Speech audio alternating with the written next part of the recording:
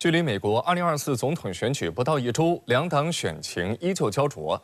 继特朗普27号在纽约举行的竞选集会上出现争议性言论，给共和党选票带来影响之后，民主党也出现了言语上的重大失误。 Like, I don't know if you guys know this, but there's literally a floating island of garbage in the middle of the ocean right now. Yeah, I think it's called Puerto Rico. 当地时间27号，在特朗普纽约造势集会上，其支持者喜剧演员托尼·辛奇克利夫将波多黎各称为“漂浮的垃圾岛”，引发舆论广泛争议。29号，美国总统拜登在一场线上活动上对这一言论进行了批评，说到情绪激动之处，竟然也出现了口误。And just the other day, a speaker at his rally called Puerto Rico a floating island of garbage. They're good, decent, honorable people. The only garbage I see floating out there is his supporters. 拜登的垃圾言论迅速引发争议。在意识到自己犯错后，拜登在社交媒体上发文进行了解释。他称，今天早些时候，我把特朗普的支持者在麦迪逊广场花园集会上对波多黎各的仇恨言论称为垃圾，这是我能想到的唯一一个形容他的词。他把拉美裔妖魔化是不合情理的，这就是我的意思。集会上的言论并不能反映我们作为一个国家的本质。白宫方面也紧急灭火，发言人安德鲁·贝茨表示，拜登所说的垃圾指的是纽约集会上的仇恨言论，而不是前总统的支持者。紧接着，本届美国民主党总统候选人、美国副总统哈里斯也对总统拜登的垃圾言论做出了回应。First of all, he clarified his comments, but let me be clear, I strongly disagree with any criticism of people based on who they vote for. You heard my speech last night and continuously throughout my career. I believe that the work that I do is about representing all the people, whether they support me or not. 拜登的一系列言论很快遭到了共和党的谴责。共和党参议员卢比奥指责称，拜登说我们的支持者是垃圾，但我们都是热爱自己国家的普通人。他还要求拜登团队立即道歉。美国企业家马斯克也转发了相关报道，并拱火称，拜登刚刚骂一半的美国人是垃圾。Moments ago, Joe Biden stated that our supporters are garbage.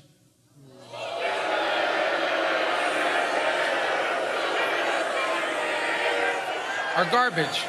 He's talking about the Border Patrol.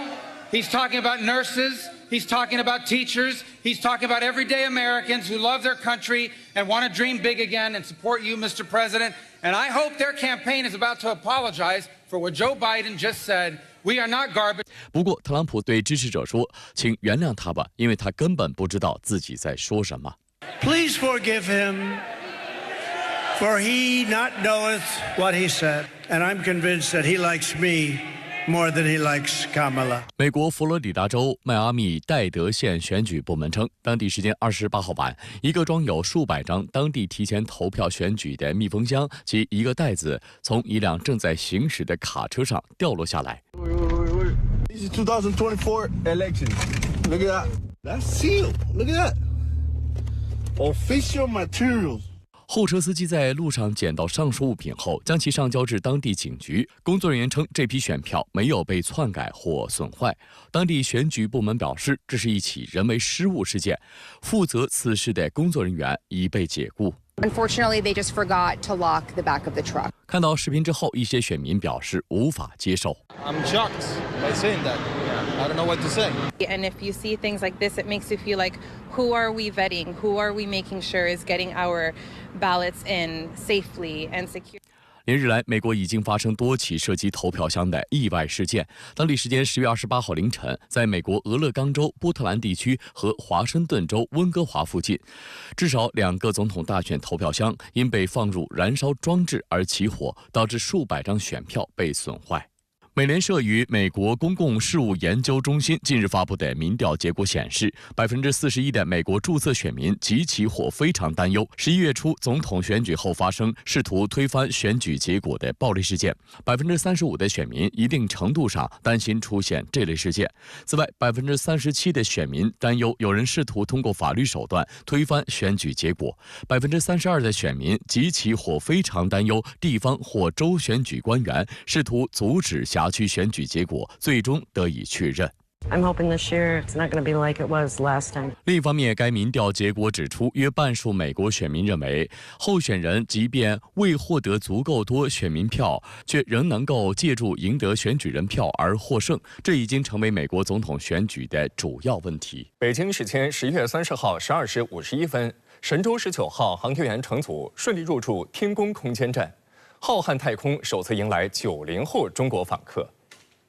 我是北京，飞船200米保持正常，后续按正常计划继续实施交会对接。神舟19号检查束缚情况。神舟19号。神舟19号明白。10月30号11时，经过约6个半小时的工作，飞船和空间站顺利完成全自主快速交会对接。空间交会对接技术是空间站建设与运营必须的基本技术之一，而制导导航与控制系统，简称 GNC 系统，是完成对接的核心。在这次交会对接过程中 ，GNC 系统运行平稳，保持了一贯的高精度、高稳定。交会对接完成后，神舟19号航天员乘组从飞船返回舱进入轨道舱。北京时间10月30号12时51分，在中国空间站执行任务的神舟18号航天员乘组打开家门，欢迎远道而来的神舟19号航天员乘组。神舟19号乘组由70后蔡旭哲、90后宋令东和王厚泽组成。执行神舟18号任务的乘组由同为80后的叶光富、李聪、李广苏组成。70后、80后、90后航天员齐聚天宫，完成了中国航天史上第5次太空会师。好，欢迎欢迎欢迎！哎呀，半年不见，也大大的拥抱。哎呀我，辛苦，没有。哎呀，状态不错啊，太不错了！欢迎欢迎欢迎！好的。神舟19号指令长蔡旭哲带着90后的航天员宋令东、王厚泽来到空间站，激动心情溢于言表。今天再次返回以后，看到舱里熟悉的环境，真的心里非常的温暖。半年前我们约好了在天上见，半年的期待，半年的思念，值了。随后，2个航天员乘组拍下全家福，向牵挂他们的祖国人民报平安。怒望天空，继续奋斗，中国空间站永远值得期待。据中国载人航天工程办公室消息，2个航天员乘组后续将在空间站进行在轨轮换，期间6位航天员将共同在空间站工作生活约5天时间，完成各项既定工作。驻留太空期间，神19航天员乘组将进行多次出舱活动，开展微重力基础物理、空间材料科学、空间生命科学、航天医学、航天技术等领域实验与应用，完成空间站碎片防护装置安装、舱外载荷和舱外平台设备安装与回收等各项任务。